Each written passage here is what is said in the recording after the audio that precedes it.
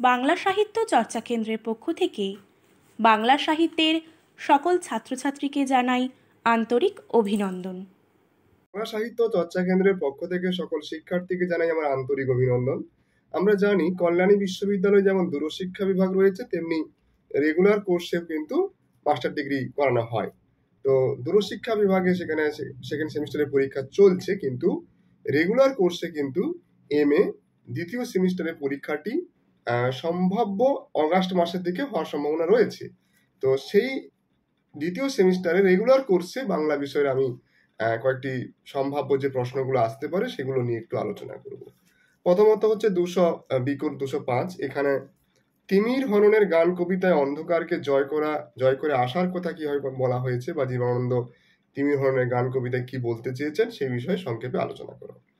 দ্বিতীয়ত, নগ্ন নির্জন হাত কবিতায় জীবনানন্দের যুগযন্ত্রণার প্রেক্ষিতে তিনি কিভাবে প্রেমিক মনের হৃদয়ের পরিচয় দিয়েছে সেই সম্পর্কে সংক্ষিপ্ত আলোচনা করো। এছাড়া এখান থেকে যে প্রশ্ন আসতে পারে, গোধূলি সন্ধ্রী নৃত্য কবিতার মূল ভাব ব্যক্ত করো, কিংবা বিশ্বযুদ্ধের উত্তরকালে নগর জীবনের যে ছবি রাত্রি কবিতায় ব্যক্ত হয়েছে সে বিষয়ে আলোচনা করো। এছাড়া আমরা দেখব আরো যে কয়েকটা কবিতাগুলো রয়েছে, সেখানে উটপাখি কবিতার যে মূল ভাবনা প্রকাশ হয়েছে সেটি আলোচনা করো, কিংবা বাবরের প্রার্থনা কবিতায় মূল বিষয়বস্তু আলোচনা করো। এছাড়া মিছিলের মুখ কবিতায় যে রাজনৈতিক চিন্তা চেতনা বা প্রতিবাদী সত্তা প্রকাশিত হয়েছে সে বিষয়ে আলোচনা করো, কিংবা হরিণা বৈরী কবিতায় কবিতা সিংহ সেখানে যে নারীবাদী মনোভাবের পরিচয় দিয়েছেন সে বিষয়ে আলোচনা করো। এছাড়া যযাতি কবিতাটা একটুখানি দেখে রাখতে হবে। এরপরে চলে যাব 207, যেখানে উপন্যাসের পাঠটা রয়েছে। উপন্যাসে প্রথমে দেখবো আরণ্যক উপন্যাসে গত বছর যে প্রকৃতি এবং মানুষের যে সম্পর্ক সেটা কিন্তু পড়ে গেছে, কিন্তু সেই প্রশ্নটা পড়ে গেলেও এবছর সেটা দেখে রাখতে হবে, কারণ সেই প্রশ্ন রিপিট হতে পারে। গুরুত্বপূর্ণ একটি প্রশ্ন, কারণ এই উপন্যাসে প্রকৃতি মানুষ একে পরে মানে পরিপূরক হয়ে উঠেছে।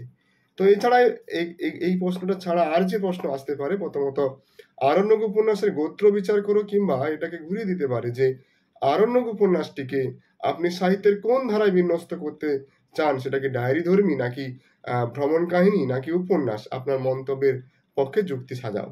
এছাড়া আমরা দেখবো যে এই উপন্যাসটা পুরো একদম সত্যচরণের বয়ানে লেখা হয়েছে। সত্যচরণ বেকার ছিল কলকাতায়, একদিন হঠাৎ করে তার ওই বিহারে যে চাকরি হয়ে যায়, সেখানে জমিগুলোকে বিলি করতে হবে।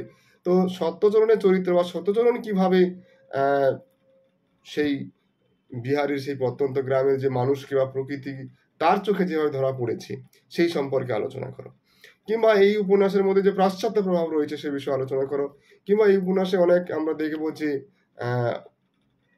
এই কেন্দ্রীয় চরিত্র বাদ দিয়ে অনেক অপ্রধান চরিত্র রয়েছে, দব্রু পান্নার মতো চরিত্র রয়েছে, খুব রহস্যজনক সেই চরিত্রগুলো। তো সেই অপ্রধান যে পুরুষ চরিত্র বা কিংবা যে নারী চরিত্রগুলো রয়েছে সে বিষয়ে সংক্ষেপে আলোচনা করো। গণদেবতা উপন্যাসে আমরা দেখবো গত বছর গণদেবতা উপন্যাসের যে প্রশ্নটা পড়েছে সেটা হচ্ছে গ্রামীণ সমাজে যে ছবি ফুটে উঠেছে। এটা এই বছরের জন্য গুরুত্বপূর্ণ, কারণ কোশ্চেন রিপিট হতে পারে, খুব গুরুত্ব প্রশ্ন। এছাড়া গণদেবতা উপন্যাসের নামকরণ কতখানি সার্থকতা অর্জন করেছে সে বিষয়ে আলোচনা করো, কিংবা এই উপন্যাসের গঠন শৈলী কিংবা ভাষা বিচার সম্পর্কে আলোচনা করো, কিংবা এই উপন্যাসের যে নায়ক চরিত্র, যে দেবু চরিত্র সে সম্পর্কে আলোচনা করো, বা নায়িকা চরিত্র সম্পর্কে আলোচনা করো। এই ধরনের প্রশ্ন কিন্তু আসতে পারে। পুতুল নাচের ইতিকথা উপন্যাস মানিক বন্দ্যোপাধ্যায়ের খুব গুরুত্বপূর্ণ একটি উপন্যাস। এই উপন্যাস থেকে যে প্রশ্নগুলো আসতে পারে, মূলত পুতুল নাচের ইতিকথায় আমরা দেখবো বারবার যে পুতুল কথাটা এসেছে, বা নিয়তি বা পুতুল এর গুরুত্ব কোথায় বা তাৎপর্য কোথায়, কিংবা এই উপন্যাসের নামকরণের সার্থকতা কোথায়। এছাড়া আমরা দেখবো এই উপন্যাসটা সম্পূর্ণভাবে যেখানে গাউদিয়া গ্রামের যে শশী ডাক্তার এবং নায়িকা কুসুম, তাদের যে দ্বন্দ্ব, তাদের যে চারিত্রিক যে দ্বন্দ্ব কিভাবে ফুটে উঠেছে সে বিষয়ে আলোচনা করো। এছাড়া আমরা দেখব এই উপন্যাসের যে নায়িকা চরিত্র সেটা হচ্ছে কুসুম চরিত্র, সেটা আলাদাভাবেও দিতে পারে, কিন্তু নায়ক চরিত্র শশী, কিন্তু শশীর যে সত্তাও সেটা কিন্তু গত বছর পড়ে গেছে। এছাড়া এই উপন্যাসে উপকাহিনী হিসেবে রয়েছে কুমুদ এবং মতি চরিত্র। ঠিক আছে, এটাও কিন্তু একটা গুরুত্বপূর্ণ প্রশ্ন। পূর্ণা দেবীর প্রথম প্রতিশ্রুতি উপন্যাস থেকে দেখবো, এখান থেকে যে প্রশ্নগুলো আসার সম্ভাবনা রয়েছে। প্রথমত হচ্ছে প্রথম প্রতিশ্রুতি উপন্যাসের নামকরণ কতখানি সার্থক হয়েছে আলোচনা করো, কিংবা এই প্রথম প্রতিশ্রুতি উপন্যাসে আমরা দেখবো যে উপন্যাসের পরতে পরতে কিন্তু সত্যবতীর যে বিদ্রোহ, অনেক নানান বিষয় নিয়ে তার বিদ্রোহ, অর্থাৎ সত্যবতীর সেই বিদ্রোহগুলোর পরিচয় এবং কোন বিদ্রোহকে তুমি সবচেয়ে গুরুত্বপূর্ণ বলে মনে করো।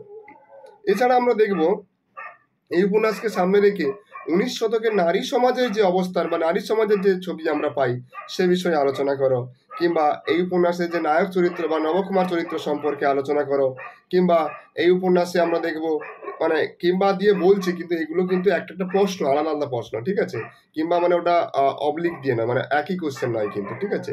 সত্যবতী ও রামকালীর সম্পর্ক কিভাবে এখানে দেখানো হয়েছে, কিংবা এখানে আমরা দেখবো যে বিবাহের নানান ছবি রয়েছে বা বৈধব্য সমস্যা রয়েছে সেটা কিভাবে এসেছে দেখাও, এই ধরনের প্রশ্ন কিন্তু আসতে পারে।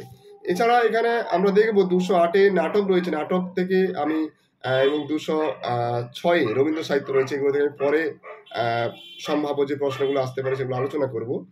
নাটক থেকে কিন্তু মাথায় রাখতে হবে যে সেখানে এই ধরনের ফ্ল্যাট কোশ্চেন নাও দিতে পারে, সেখানে কিন্তু কোনো একটা কোটেশন গুরুত্বপূর্ণ দিতে পারে, সেই পরিপ্রেক্ষিতে সেই লাইনের পরিপ্রেক্ষিতে সেই চরিত্রের আলোচনা বা সেই চরিত্রের বিশ্লেষণ আমরা দেখব। গত বছর সেখানে বেনির যে একটা সংলাপ ছিল, বেনির সংলাপকে সামনে রেখে একটা প্রশ্ন এসেছিল, বেনি চরিত্রের বিশ্লেষণ করতে বলেছিল।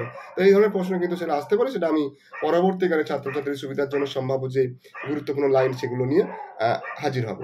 যদি এই ধরনের আপডেট পেতে চাও, এই ধরনের প্রশ্ন উত্তর পেতে চাও বা বাংলা সাহিত্যের আরো নানান আলোচনা পেতে চাও, তাহলে অবশ্যই আমাদের চ্যানেলটি সাবস্ক্রাইব করে আমাদের পাশে থাকবেন।